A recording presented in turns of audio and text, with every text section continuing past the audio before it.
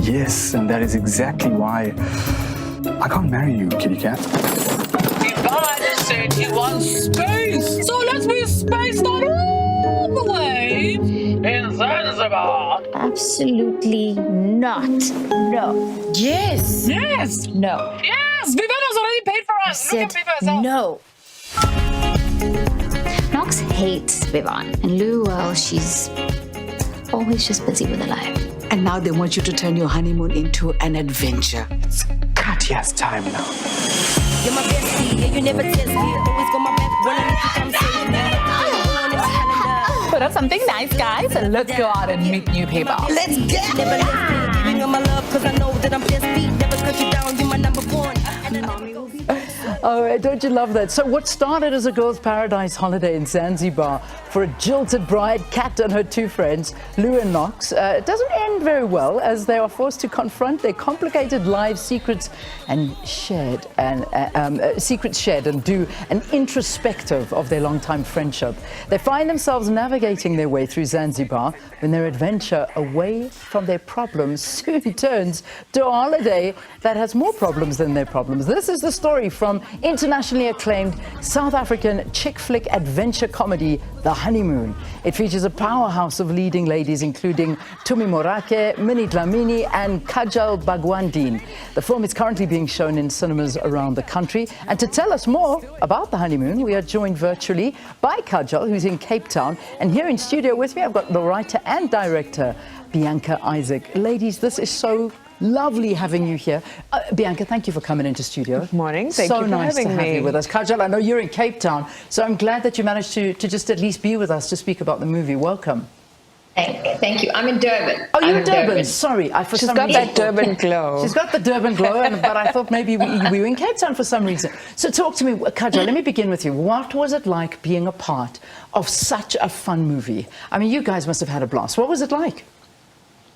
No, we definitely had a blast. It was phenomenal working with Bianca, who I have worked with before, and Tumi Morake and Minnie Dlamini. Not often on set when you have so many feminine energies around does it go so smoothly. But we had a wonderful time. And of course, we shot this just after a soft lockdown and COVID, so it definitely had its own challenges. But I think the team really pulled together, and it's quite unbelievable what a beautiful film we managed to pull off in that time. Yeah, listen, it's fantastic because this movie, and Bianca, this is where I come to you. I mean, this is, as it stands, and you can correct me if I'm wrong, I mean, is this the only local film in South African cinemas that has received an International Independent Award and Festival attention? I mean, this is doing really well. Yeah, I mean, we were blessed to be accepted into quite a few festivals this year. The Pan-African Festival that happens in LA selected us first. That's where we had our world premiere. Yeah. And we won the Best Narrative Award, which was lovely.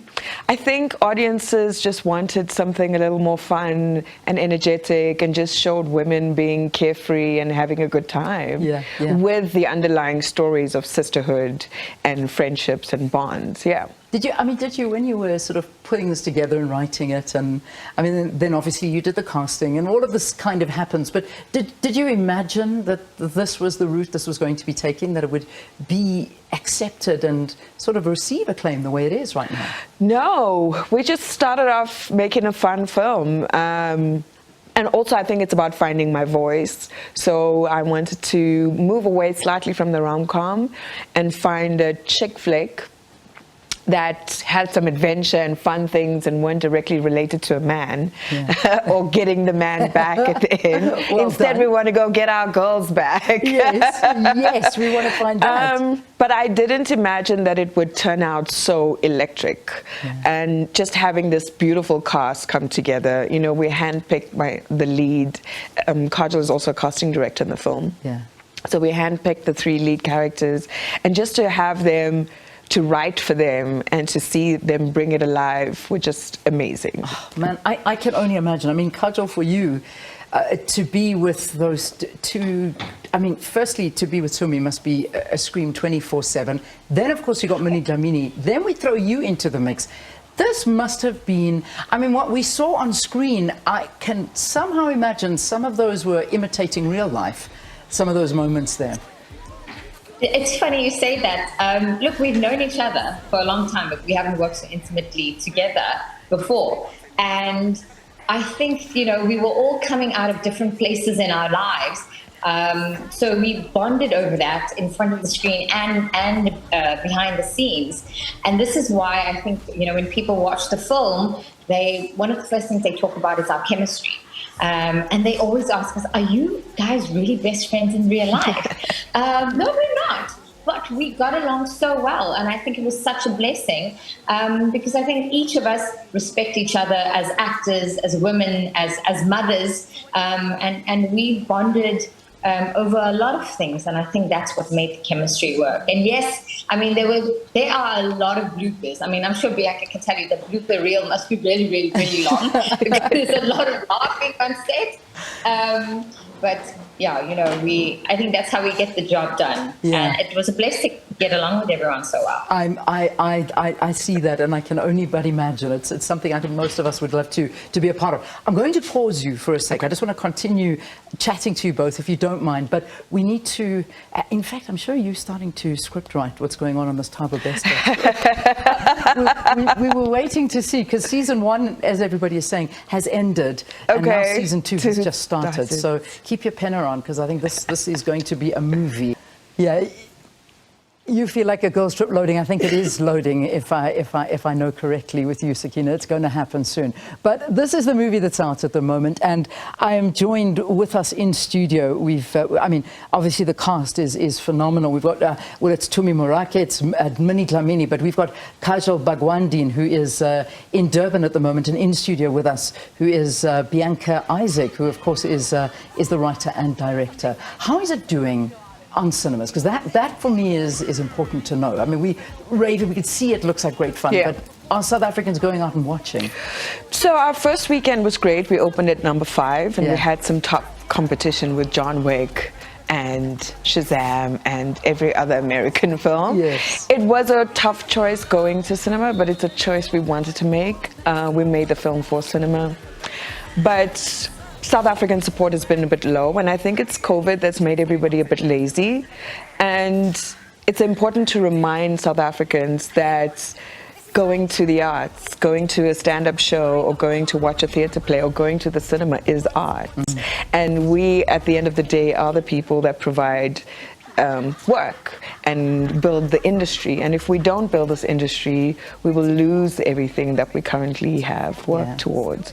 It was quite interesting because the statistics of our opening actually takes us back 10-15 years ago, when South African films were first breaking into the film industry from a cinema point of view and trying to make more films. So it almost feels like COVID has set us back way more than we think. But I want to encourage South Africans to please go out and support the film. Yeah. Go, leave home.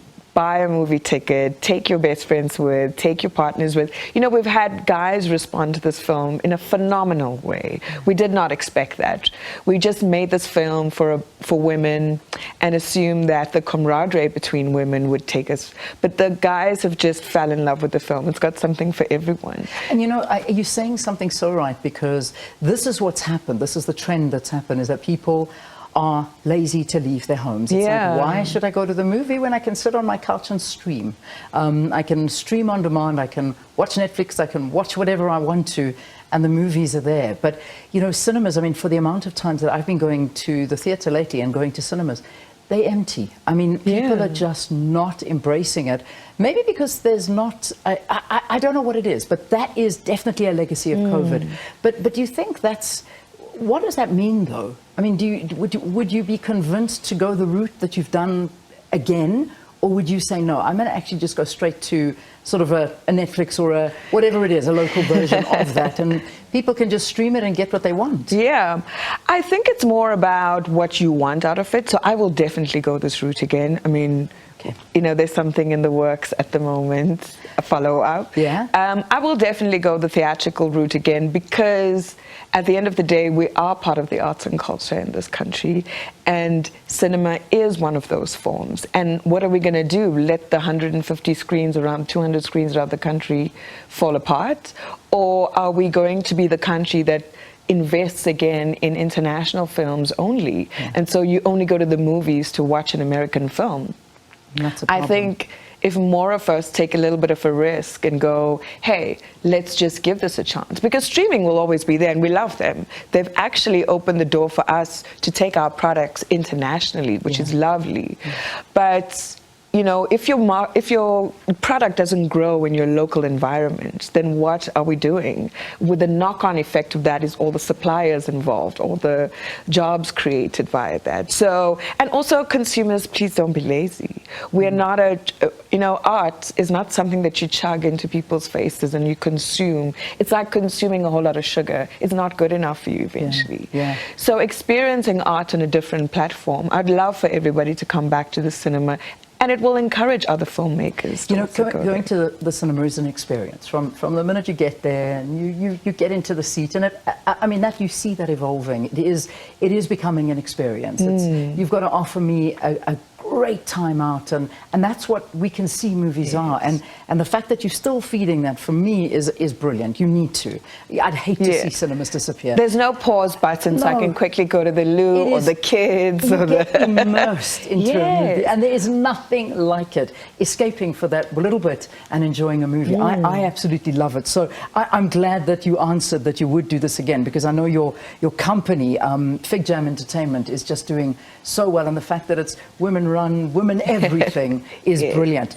Kajal, I know you're sitting there, and I need to bring you into this, because this was such a fun film for you, and you seem to kind of love those characters that are a little bit villainous, like Davina, for instance, on Isitingo, and then of course you were also on Seven Dalan. What was it like, sort of almost, I mean, I don't know if you've played a character like this before or been in this kind of situation, but was this a bit of a big change for you?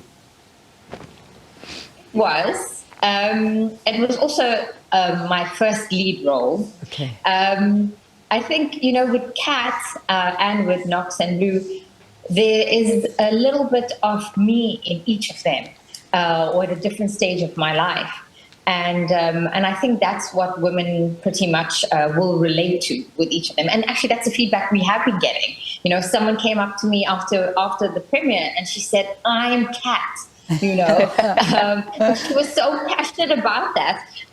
So it was, it's really different, but that's the beauty of acting, right? You know, you get given these sort of characters, and then you have to draw from your own experiences and then bring in that acting skill. And I think for me, Kat, you know, is a super talented woman who just cannot see her worth on her own and cannot see it within herself. Yeah.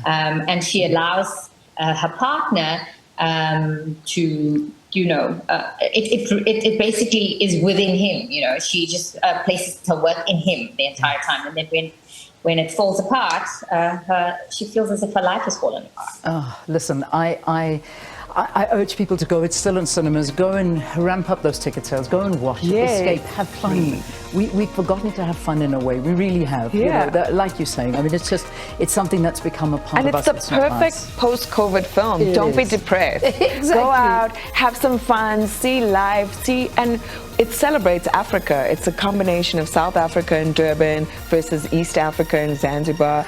It really celebrates Africa. The music is from all over Africa, from Zimbabwe all the way to Nigeria, and it's homegrown. It's like we really tried to make this beautiful African film, and we're on the road to sell 100,000 tickets, and we'd love the country to support it. All right, well, I'm in. I'm going. I'm going to ramp up those ticket sales for you. I have to go and watch it. So proud of both of you. Well done, and keep going. Thank you. And thank you for telling us Honeymoon 2 is coming. Oh, yeah. You didn't know you said it, but you said it. So get ready for the sequel to this one. So this is great. Kajal, thank you for joining us. And of course, Bianca, keep it up. Both of you, keep up this amazing work that you're doing for us.